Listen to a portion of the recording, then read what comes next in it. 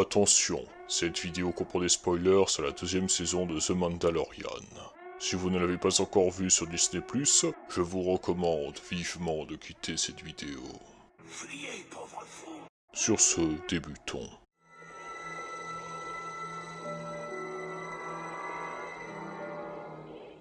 Sale petit avorton électronique, tout ça est de sa faute. Dire qu'il m'a forcé à aller par ici, mais il ne s'en tirera pas mieux que moi. Bonjour à tous, j'espère que vous allez bien. Dans l'épisode 4 de la saga Skywalker, intitulé Un Nouvel Espoir, alors sur Tatooine, C-3PO passe à côté du squelette d'un jeune grand dragon Krayt. Le grand dragon Krayt, que nous avons pu découvrir en chair et en os dans l'univers canon de Star Wars dans le 9ème chapitre de la série The Mandalorian, est une des deux sous-espèces de dragon Krayt vivant sur Tatooine. Et je vous propose de les découvrir toutes les deux aujourd'hui, dans ce nouvel épisode de Créatures de Galaxie Lointaine.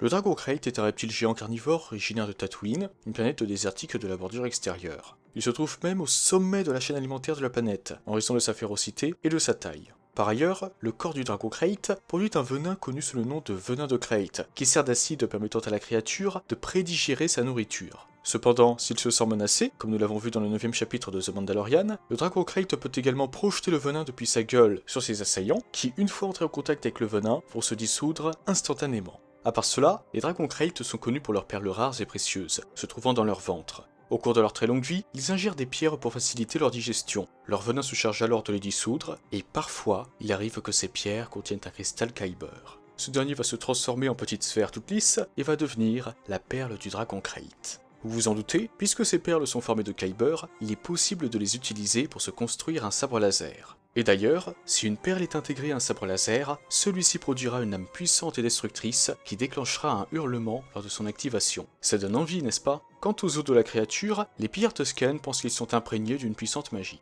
Ce qu'il faut savoir aussi, c'est qu'il existe deux sous-espèces de dragon Krayt, le dragon Krayt des Canyons et le grand dragon Krayt. Le dragon Krayt des Canyons est la plus petite sous-espèce de dragon Krayt. Se déplaçant sur quatre pattes, cette sous-espèce vit comme son nom l'indique dans les canyons, mais aussi dans les grottes rocheuses. Par exemple, à l'époque de l'invasion de Naboo, un de ces reptiles vivait dans les cavernes de Laguna que nous avons vu dans la menace fantôme pendant la scène de la course de modules. En raison de la présence de ce dragon Krayt des canyons dans ces cavernes, les équipes de secours n'osaient pas s'y aventurer. Autre exemple, dans sa jeunesse, Luke est tombé dans le repère d'un dragon Krayt des canyons. Heureusement pour lui, il a réussi à s'en sortir avant de servir de repas à la créature. L'autre sous-espèce, la plus grande, que nous avons vue en chair et en os dans ce Mandalorian, c'est le grand dragon Krayt. Cette créature possède un long cou, 5 paires de pattes et une longue queue ressemblant à un fouet. Ses 10 pattes puissantes lui permettent d'ailleurs de se déplacer sous le sable de Tatooine, et quand le dragon a trouvé une proie, il n'a plus qu'à sortir sa tête du sable pour la dévorer. Par ailleurs, sa peau est une véritable carapace, le rendant insensible aux tirs de blaster.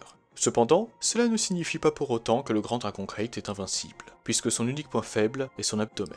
En raison de sa taille gigantesque, le grand dragon Krayt a pour habitude de se reposer dans des grottes. Le reste de son temps, il le passe à chasser. Par exemple, l'individu apparu dans le 9ème chapitre de The Mandalorian vivait dans un puits de sarlac abandonné. En effet, après avoir dévoré le sarlac qui y vivait, le grand dragon Krayt s'est installé dans le puits pour s'y reposer. Connaissant son repère, une tribu de pillards Tusken l'a alors nourri de banta pendant des générations pour le faire dormir plus longtemps.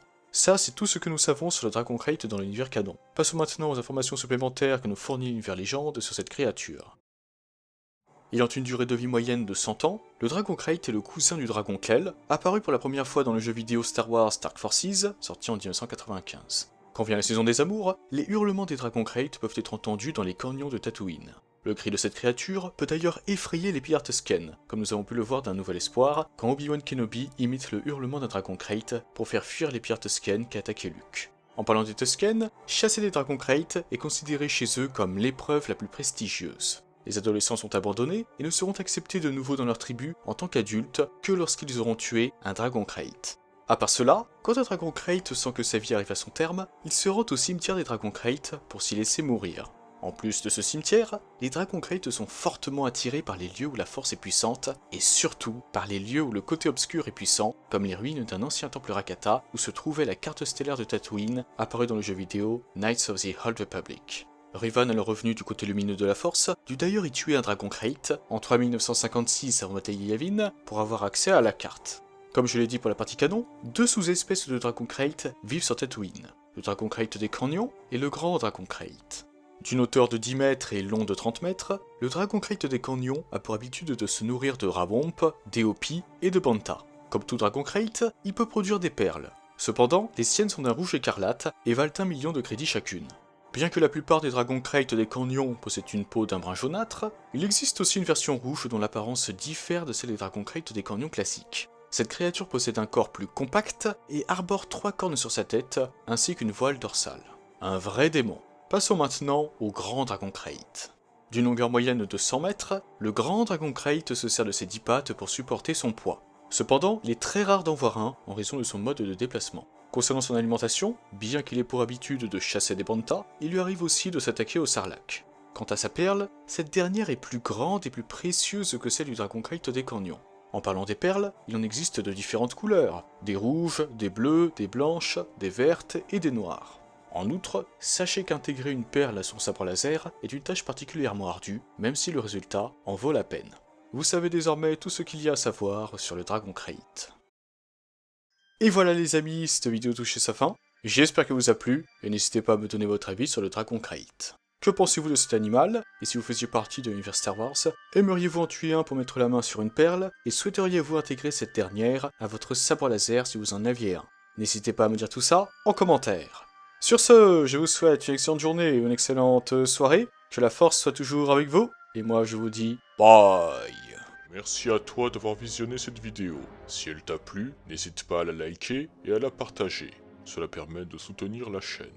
En outre, si ce n'est pas encore fait, tu peux t'abonner et activer la cloche des notifications pour être au courant de la sortie de toutes mes futures vidéos. Sur ce, que la force soit avec toi, à jamais.